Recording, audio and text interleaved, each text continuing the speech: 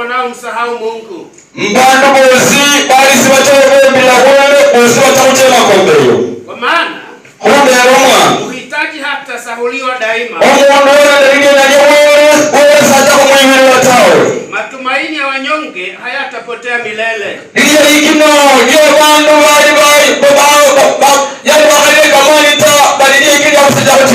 Asante. Kaa chini, mwingine ni kesho. Bwana Yesu asifiwe. Maandiko yametueleza wazi katika dunia ya sasa ambapo sisi tunaishi, kuna watu sampuli mbili. Sampuli ya kwanza ni wale watu ambao wanaamini kwamba Mungu wa mbinguni yuko na anafanya kazi yake. Sampuli ya pili ni mtu ambaye anaona kwamba anafanya kwa nguvu zake. Licha Mungu kukosekana kwake, anaona kwamba yeye anaweza. Lakini Biblia inatuambia kwamba hawa watu siku inafika wanaenda kuwekwa mahali ambapo hawatasimama tena. Lakini wale ambao wanamtumainia Mungu wa mbinguni, licha ndio sawa, huenda leo wamekosa, lakini kesho yake Mungu anawapa tumaini kwamba wanaenda kupata. Uliza mwenzako kwamba unamtumainia Bwana. Kama unamtumaini kwa Mungu aliyeumba mbingu na nchi, nataka nikuhakikishie wazi kwamba Mungu hataweza kukusahau. Ametuambia kuwa wadhalimu hawa, watu wanaofanya mambo mabaya, watu wanaofanya uchawi, watu wanaofanya uganga, watu wanaenda kinyume na mapenzi ya Mungu, kesho yake hawatakuwa. Watu watasema kusimuni, na watapopelekwa katika kule kusimuni hawatainuka tena. Maana huko ndiko kutakuwa na vilio na kusaga meno, na Mungu hataweza kuhurumia. Mama zangu, ndugu zangu, vijana wetu, nataka niwahimize ya kwamba shikilia imani kwa Mungu. Endelea kumtumainia Mungu, maana kwako hata kuacha, maana kwako hata nyamaza, maana kwako atanena. Alishanena wakati wa wana wa Israeli walipokuwa katika kutaabika, walipokuwa katika kazi ngumu, walipokuwa wanaonewa, walipokuwa wakiwa katika njia ya kuoa, lakini Mungu wa mbinguni alinena Musa kwamba ninaenda kushuka ili kwamba nikaweze kuokoa. Kutaabika kwako, nataka tulikwambie kwamba usikufanye utoke katika njia ya Bwana. Shida unazokuwa unapitia isikufanye utoke katika njia ya Mungu. Endelea kumtumainia Bwana, maana ametuambia kwamba wanyonge hataweza kuwasahau, lazima atawaonekania. Because of time, let's move in Philippians 1:23-25. I have more words, but I have few time. Niko na muda mchache, so utaruhusu nikimbie kama farasi ili kwamba tumalize huu ujumbe, baadaye tupate maombi. In Philippians 1:23 it says what? Msomaji, twende kazi. Chapter 1 verse 23-25. It says, Biblia inasema hivi. Inasema nini? Ninasonga katikati ya mambo mawili.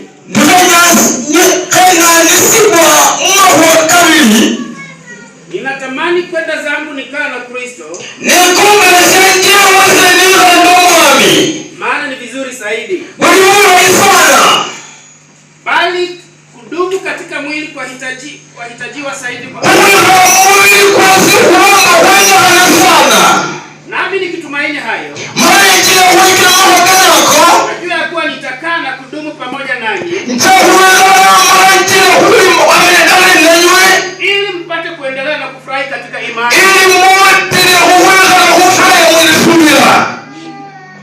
Pigia Bwana makofi. Paulo anasema kwamba anasumbuliwa kwa mambo mawili. Anatamani aende mbinguni akae na Kristo ili kwamba apate pumziko, lakini anaona kwamba ni vizuri tena mambo ya mwili inamhitaji akae pamoja na watu wa Mungu, aendelee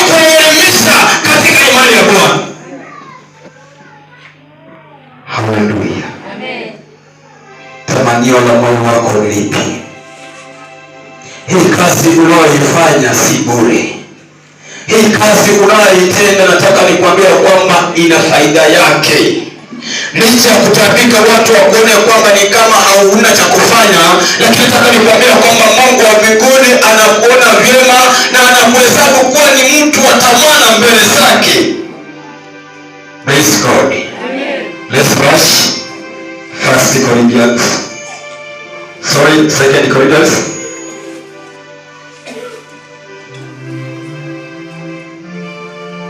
Chapter 5. Verse 8 and 10. Verse 8 to 10. The second one. 2 Corinthians. Mlango wa 5, 8 mpaka 10. Somaji wa mama hai. Where are you now? We are here. You know where you are going? Yes. Activate yourself. Let's go, Baba. Lakini tunaye moyo mkuu. Yes.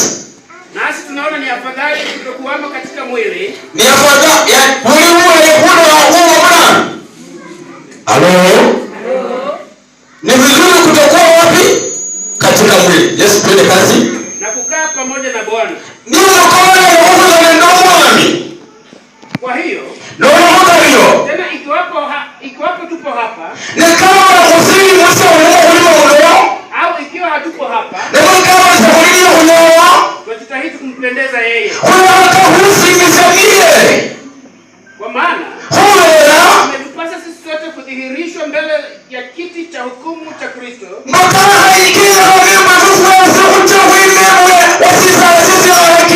Ili kila mtu apokee jana ya mambo aliyotenda. Kadiri alivyotenda. Kwamba ni mema au mabaya.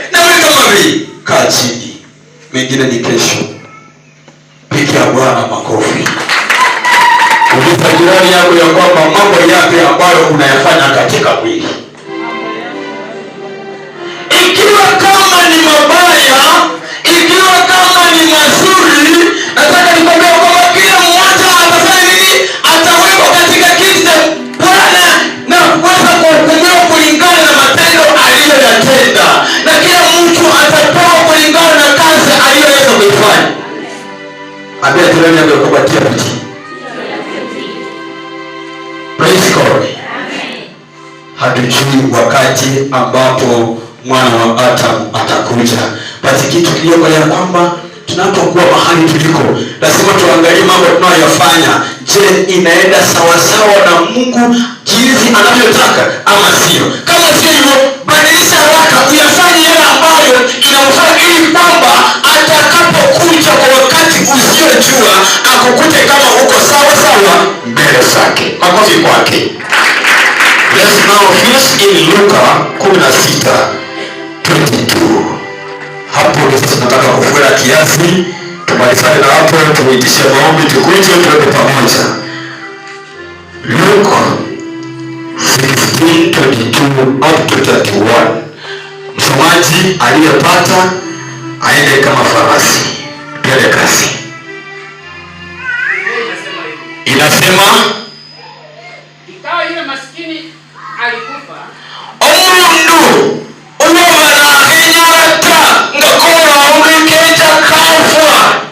akachukuliwa na malaika mpaka kifuani kwa Ibrahim. Malaika mwami kete kama mkono mpaka usiku wa Ibrahim. Yule tajiri naye akafa. Omundu anakimbia ndo ndiye mwenye sikoro umefika akazikwa. Yesu mzira. Basi kule kuzimu aliinua macho yake. Maana alimo komeka sisi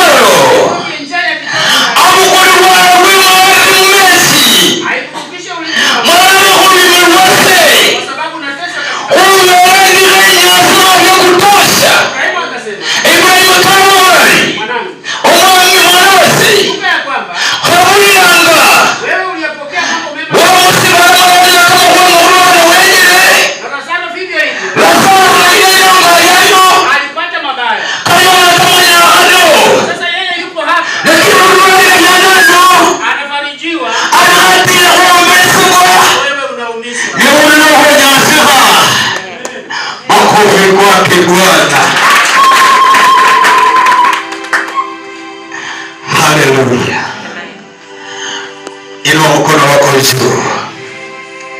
Yale unayofanya si bure. Hata kama huenda mbele za watu haufai. Huenda hata watu wakone kuwa wewe ni takataka kwao. Huenda watu wakone kwamba tunapotokea wakuteme vile mchungaji aliyosema kwamba watu wengine wanapoona wenzao kwa sababu alikosana anatema mate. Ni sawa, utatemewa mate, utafanyiwa yote, utanenwa, utachukizwa, watakucheka, lakini Mungu wa mbinguni wacha akuhesabie haki kwa mambo unayofanya. Na wewe ndiye ambayo inaweza kukupatanisha na Mungu, na wewe ndiye ambayo inaweza kufanya Mungu ashuke kwa ajili ya wewe. Matambiko ambayo umepitia itamfanya Mungu awe huyu kwa sababu ni mwenye haki wangu, wacha nishuke kwa ajili ya kumwokoa.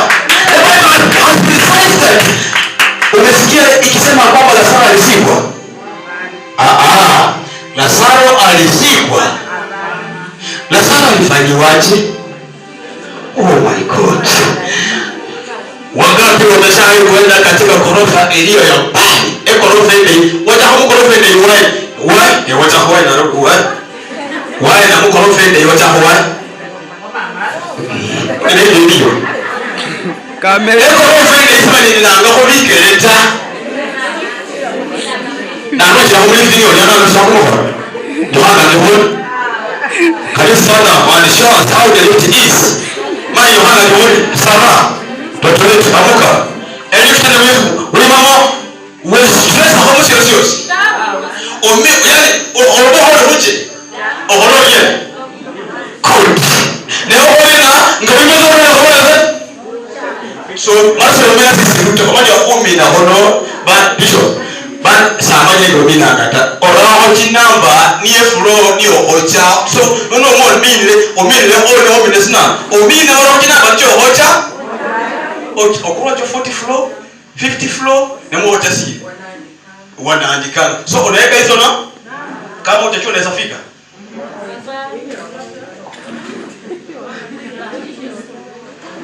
Lazaro alipokufa Mungu alimtuma malaika kwa ajili ya kumchukua.